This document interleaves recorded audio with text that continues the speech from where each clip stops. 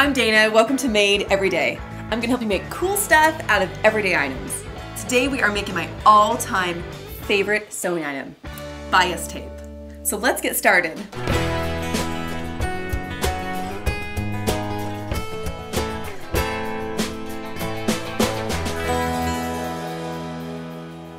So what is bias tape? Well, it's a trim and it's a binding. And I always have a bunch of it on hand so that I'm ready to go when I have a sewing project. It can be used as a trim, such as this little skirt. All I did was I sewed it right on top of the fabric all the way around the skirt. Or you can use it as a binding, such as this diaper cover. I sewed it around the legs and around the waist and then put some elastic through it. And on this little summer dress, I use it as a binding and I use it as the straps. You're gonna be surprised at how many times you wanna use bias tape. The bias tape can be purchased at the store in these little packages for fairly inexpensive, but you can just as easily make yours out of really cool fabrics. It comes in a variety of widths, such as 1/4 inch, which is skinny and great for baby projects, 1/2 inch, which is probably the most common and my favorite type, even 1 inch wide, which I made here. And there's 2 different kinds. One is called single fold and one is called double fold. Now the difference, if I hold these 2 up, as you can see, single fold is flat. This is something that you would use on a trim. Double fold is basically single fold bias tape that's been folded in half. And it's great because you can use it as a binding. You sandwich the fabric right inside and sew it around. Now to be honest, I rarely use single fold. I use it on this skirt and I honestly can't think what else I use it for. Double fold I use all the time. So that's the kind that I like to make. So what the heck does bias mean? Well, let's talk about it. When you have a cut of fabric, it has 2 sides. One is the selvage side, and that's the end that's finished off. Sometimes it has the manufacturer's name printed on it and some printing codes. And then the other is the cut side. This is where they've cut the fabric for you at the fabric store. These make a 90-degree angle with each other. And when you try to stretch it in either of those directions, it doesn't have much stretch because it's a woven fabric. But when you try to stretch it on a 45-degree angle, or the bias, you can see that it actually does have a little bit of stretch and a little bit of give.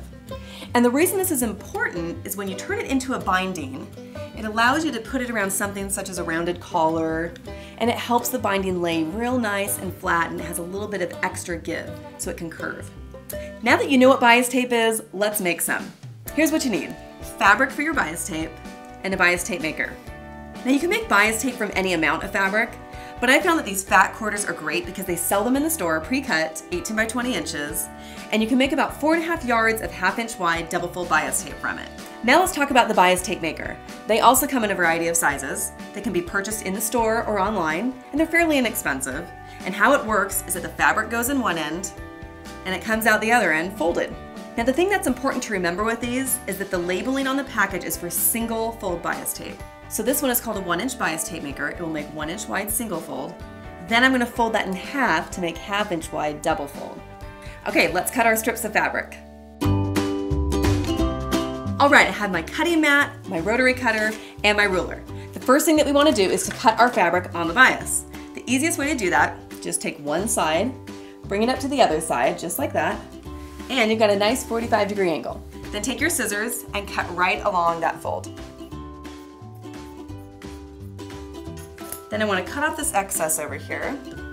And what I'm left with is 2 perfect triangles, both cut on the bias. Save that for another project later. Now to save time cutting my strips, I'm also going to fold both these triangles in half right along the bias edge, like that. Then pivot this over so that the bias edge is now lined up with the straight grid lines on your cutting mat. This way when I cut my strips, they're going to be cut right parallel to that bias edge. Grab your rotary cutter and ruler, and now let's cut. Place it right on top of your mat and measure 2 inches, and then just cut right down. After you cut that one, just shift it over and cut your next one, 2 inches wide. The nice thing about a rotary cutter is it can give you really precise cuts, while myself and my scissors can't always. These little tiny fragments at the end you might not want to use, so I'm going to stop right about there. Okay, and you have these really nice strips of fabric that, as you can tell, have been cut on the bias, because look at that, they stretch. Now we're going to sew all of them together, then we're going to pull it through the bias tape maker. Now the way you sew these strips together might seem tricky at first, but after you do one, you're going to be fine. If you take 2 ends and they match up perfectly with each other with right sides together, That's actually incorrect. That's probably what you're gonna wanna do, but you can see when we open it, all you've done is sewn a V. That's not what we want. We want a straight, continuous line of fabric. So what you wanna do is turn this strip the other direction so that it makes a 90-degree angle with the other strip, just like that. Let each of them overhang about 1/4 of an inch, so it makes these little triangles. And that's because we're gonna sew it with a 1/4 inch seam allowance. And when we do, and we fold it over, you will see that it makes a perfectly straight, continuous line of fabric. With our 2 fabrics lined up, we're ready to sew. You don't need to pin anything, just stick it under your machine. Use a 1/4 inch seam allowance, which is typically the edge of your presser foot, so that's easy to remember. And sew right down. Now when I cut this, I also cut that little extra overhang of fabric off. And look at that, we've got a nice strip of fabric. Okay, grab another strip and just continue sewing all of these strips until you're done. I know that probably sounds like a lot, but it'll go pretty fast once you get started. And I like to alternate between the short strips and the long strips just so that I don't have a bunch of seams all in one place when I have my bias tape finished. Now that we've got our long strip of fabric, we can pull it through the bias tape maker. And this is the really fun part. Just stick it right through the end here. And because our fabric is cut at an angle at the end there, it makes it real easy to push the fabric through. But if you're having a problem, you can always use a little seam ripper to help ease it through the little opening at the top. When we pull it through, look at that. The fabric is folded in on the ends. Then all you're gonna do is take your iron and iron it in place. And just keep going all the way down. It's actually kind of relaxing. And there you go, we have single fold bias tape. Now we're gonna take it one step further, fold it in half, and make double fold. What you wanna do is you want the top part of the bias tape to be just slightly shorter than the back side. And then what this is gonna do, it'll ensure that when you bind it around some fabric and sew it in place, that it sews perfectly through to the back side, so you don't have any holes or gaps or anything like that. And there you go, we have made 1/2 inch wide, double fold bias tape in any fabric that we want.